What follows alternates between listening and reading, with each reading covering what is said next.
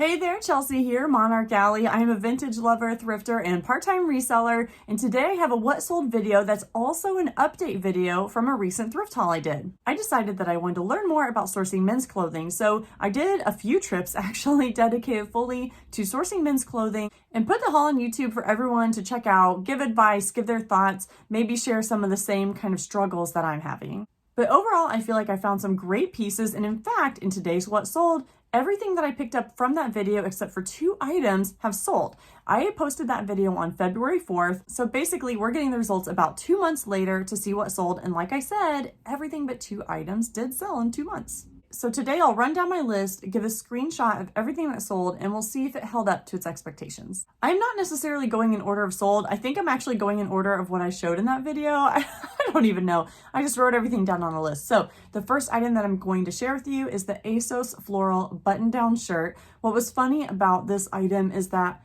I got it in the men's section, and then I had this moment thinking maybe it was a women's shirt, but several people were like, Chelsea, just look at how what side the buttons are on. And I forgot that that's such an easy way to determine if it's a men's top or a women's top.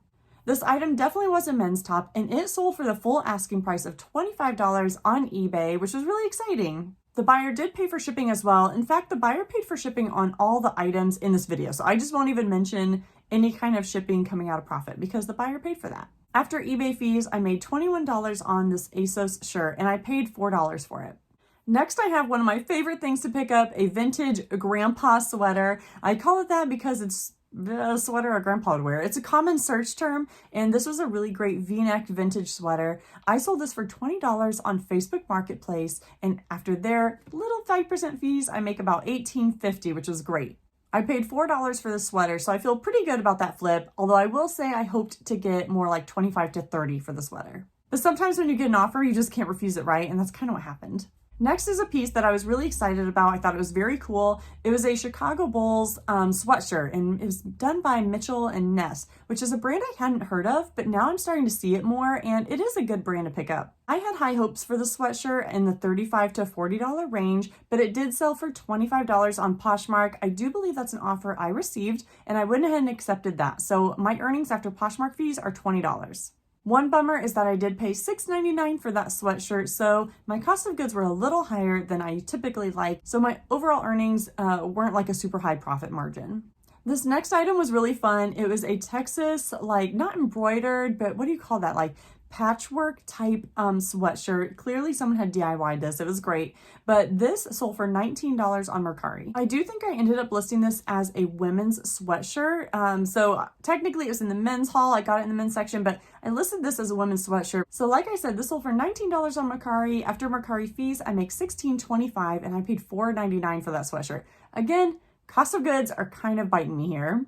The next item I want to highlight is still for sale. This is an item that did not sell. This is a Suzani button-down shirt. It has retro bowling shirt, lounge vibes. I don't exactly know, but it had rockabilly vibes. Maybe that's what I liked about it, with some really cool embroidery on the panels. So this is still listed. I'm hoping to get at least $25 for it, but initially my comps were really good. I saw one listed for $60. So maybe what I should do at this point is just go ahead and end the listing, relist it for a lower price range, and now that summer's hitting, maybe it'll go ahead and flip. This next one is the one that brought much trepidation to me. I picked up these No Bull sneakers. They're like a fitness shoe for $20. They did have a little bit more wear than I initially realized in the store, but they still sold for $53 on Mercari. I honestly don't remember if it's an offer I sent or an offer I received, but I do know that they sold, I think, within that 30-day range, so they were a really quick seller. So after Mercari fees, I made $45.86 on the shoes, and after cost of goods, I made $25.86. So still happy with that flip. It's a brand that I had never sold before, and I've seen other people post about it. I definitely wish I could have got them for that typical $6 Goodwill shoe price, but yeah, I spent $20 on them, but I doubled my money, and that's pretty cool, especially when buying something for such a high cost of goods. Next is this cool orange Land's End, I think vintage coat. It sold for $32 on eBay. I distinctly remember that this is an offer I sent to watchers because it sold quite recently, so it took closer to that 60-day range to sell. I sent the offer of $32 and the buyer accepted and paid. They also paid for shipping, like I mentioned, and I do think they paid $1 or $2 more than what I spent, so maybe I can kind of work that into my earnings on this one, but my overall earnings, not including that, was $26.35. I did also pay up for this coat. I honestly think that when I picked it up and was paying for it, I didn't even realize I was paying $9 for this coat. So my cost of goods, again, were a little higher than I typically like, but it's a coat and it ended up selling for $32. So that's more than tripling what the cost of goods were. Next on the list is another item that hasn't quite sold yet. So this is the only other item in that haul that has not sold. It's a Naruto T-Shirt. It's like a men's small, so that might be holding me back. I've sold other men's t-shirts recently in the 2X and 3X range, and those seem to be just very desirable sizes, and people are shopping for those more. Next was another fun flip. It was a pair of vintage Levi's, the 569s, which was a model number that I didn't really know a lot about, but they had like that just classic vintage Levi's vibe, and they sold really quickly, much quicker than I expected. I got these jeans for $4 and they sold for $25 on Facebook Marketplace. After Facebook Marketplace fees, I make $23 on these jeans, and I kind of wish I'd priced them a little bit higher given how quickly they sold. I'm just kind of wondering if I made a little boo-boo there, a little error. But you know how it is. Selling an item is better than not selling an item and having it sit around.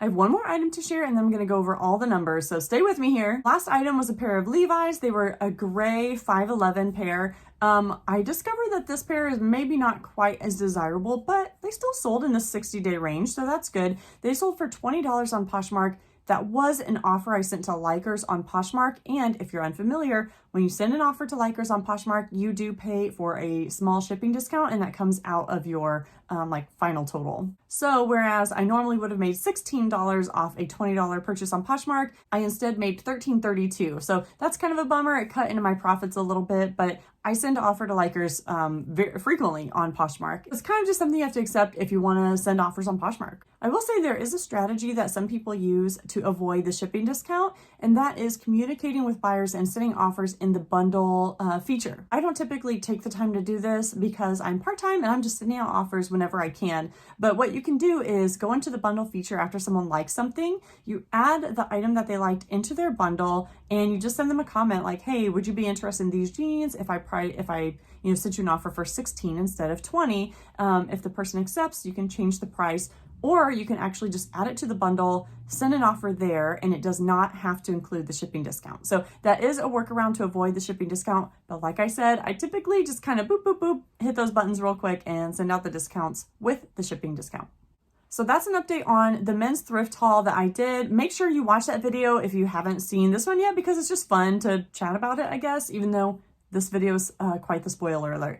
I spent $65 total on that haul. So far, I've made $219 in sales. After platform fees, I made $184.43, and after cost of goods, I made $127.47 total. So at this point, I've basically doubled my money after platform fees and cost of goods. I have to say, I had slightly higher hopes after fees to make a little bit more money, but those cost of goods really got me. I really need to be more thoughtful in the items that I'm picking up. But this was an experiment, and I did learn about some desirable styles and brands that men are looking for, and it's going to make it easier for me to source men's clothing in the future. So drop a comment below and let me know if you source men's clothing to resell online, if you have any tips and tricks, or if you've had the same kind of struggle bus that I have had with like the lack of men's clothing racks at the thrift store and lack of access to some of this inventory. So I hope you found this video to be helpful. If you did, be sure to give me a like and subscribe because I have more videos coming out like this in the future. I appreciate you all so much, and I'll see you in the next one. Bye.